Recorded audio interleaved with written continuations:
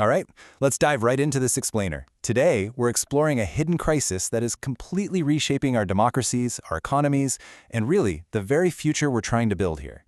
We're living through this moment where things just feel fundamentally off track. It's a meta-crisis, right? Our institutions are clearly struggling to keep up. So drawing on the framework of civilizational regeneration, we're going to focus on the absolute foundation of how culture is reproduced and renewed, and that is education. If you look around, you're going to see a glaring symptom of this meta-crisis almost everywhere. I mean, we are producing teenagers who score absolutely perfectly on their standardized tests, they get into all the top-tier universities, and they follow all the rules. Yet, they completely fell apart at their very first moral dilemma or unexpected loss. Why is that? Well, it's because they've been given the vocabulary to pass biology, but they have absolutely no vocabulary for their own internal weather. So, the crucial takeaway here is that a civilization that confuses mere certificates with actual wisdom is leaving our brightest minds wholly unprepared to navigate modern complexity. We've literally spent a century optimizing for raw intelligence without any moral grounding.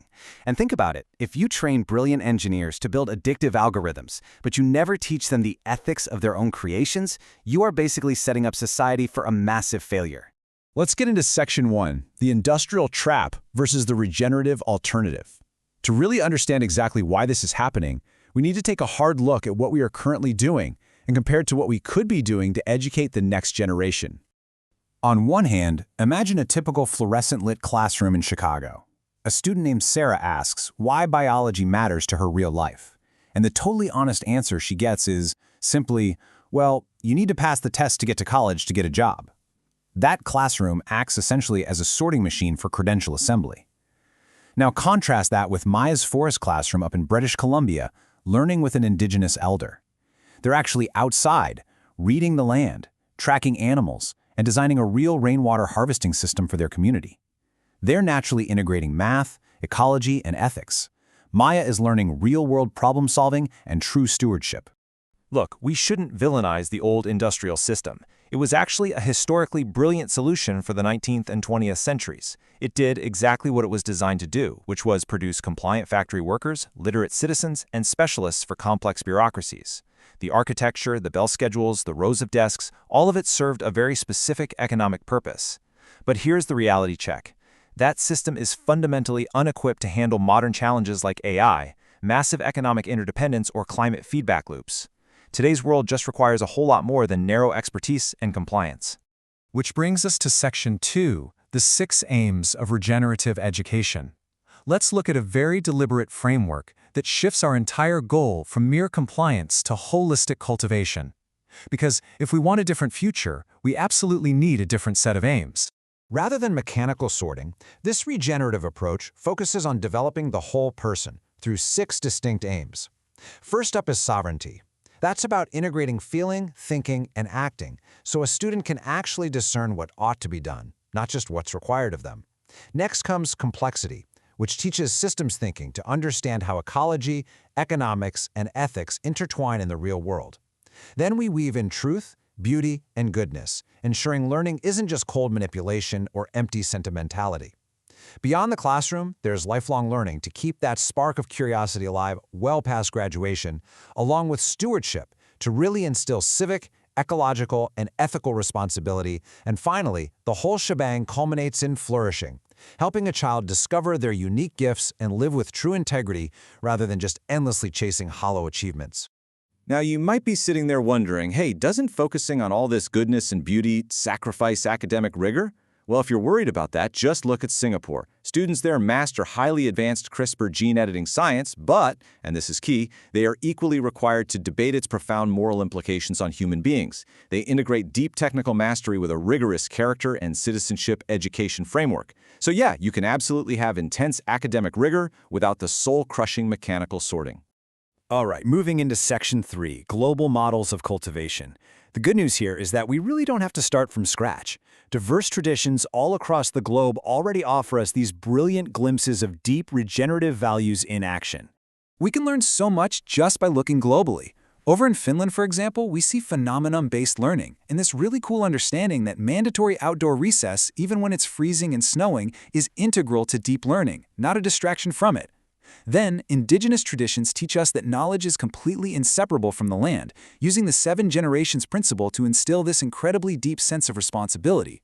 Meanwhile, in Japan, through the practice of soji, students clean their own classrooms. And it's not a punishment or a chore. The cleaning literally is the curriculum to teach humility and collective responsibility. Finally, India's traditions show us the integral education of body, heart, mind, and spirit as a single continuous loop. A truly regenerative system is going to weave all of these unique strengths together into one coherent whole. That takes us to Section 4, 5 Pedagogies for Wholeness. Because let's be honest, all this visionary theory absolutely requires a real-world method. Let's look at exactly how we make this kind of cultivation a reality in the classroom. By utilizing targeted methods, education completely transforms. Take project-based learning. In Oakland, a group of 9th graders noticed massive food waste in their cafeteria. So, what did they do? They used math to audit it, science to research composting, and ethics to explore food justice. And get this, their project actually reduced the school's food waste by an incredible 35%. That's huge. Then you have dialogical education through Socratic seminars, where students literally rehearse for democracy by debating complex ideas. Experiential learning actually puts kids on a working farm to understand the cycle of food. Contemplative practice uses daily mindfulness to sort of combat our modern culture of constant distraction. And finally, arts integration allows students to express intricate, complex ideas through hands-on mediums, like painting community murals. But of course, no pedagogy really matters without the right people to embody it. The teachers who make this real prove that educators are living examples of coherence rather than just, mere content delivery devices. Take Mr. Chen, for example. He's a Waldorf teacher who completely replaces rigid bullet points with poetry recitation, staging the Odyssey, and even hand-knitting to rebuild fine motor skills that get eroded by too much screen time. He doesn't give traditional letter grades. Instead, he writes detailed narrative evaluations. As he so perfectly puts it, I am not training workers, I am cultivating humans. And that leads us to our final part, Section 5, Designing Our Future. We are dealing with a world where AI and new technologies are scaling way faster than our institutions can govern them. That makes our conscious use of technology absolutely paramount. Now, regenerative education doesn't just reject technology. It actually embraces deep digital literacy.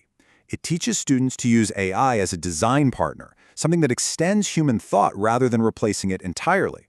It teaches kids how to recognize deepfakes, algorithmic bias, and really importantly, how to manage their own attention. But it firmly insists on a core boundary. Technology must remain an amplifier of human wisdom. We really have to remember that screens can transmit information, sure, but only people can transmit meaning. This whole concept reminds us that the future isn't just something that sort of passively happens to us. It's a landscape we deliberately design. The massive crises we face today, ecological breakdown, political fragmentation, these are fundamentally failures of perception and education. By choosing to cultivate whole, wise humans who are capable of stewarding life, rather than just extracting from it, we are actively designing a vibrant, regenerative future. And the most empowering takeaway from this entire explainer is that transforming our civilization doesn't just rest on some massive institutional overhaul. It begins right now, immediately, with the small, everyday choices we make. It literally starts right at our own kitchen tables. It happens when we replace simple commands with why questions. When we ask a child to actually explain their reasoning, we shift the burden of responsibility over to their own discernment. That repeated daily action, that's exactly how you build sovereignty. Thanks so much for joining me on this explainer today. As you reflect on all these ideas, I really want to leave you with a thought about your own journey. Consider your past for a second. What did your education cultivate that still serves you today? And perhaps even more importantly, what did it fail to cultivate when you needed it most?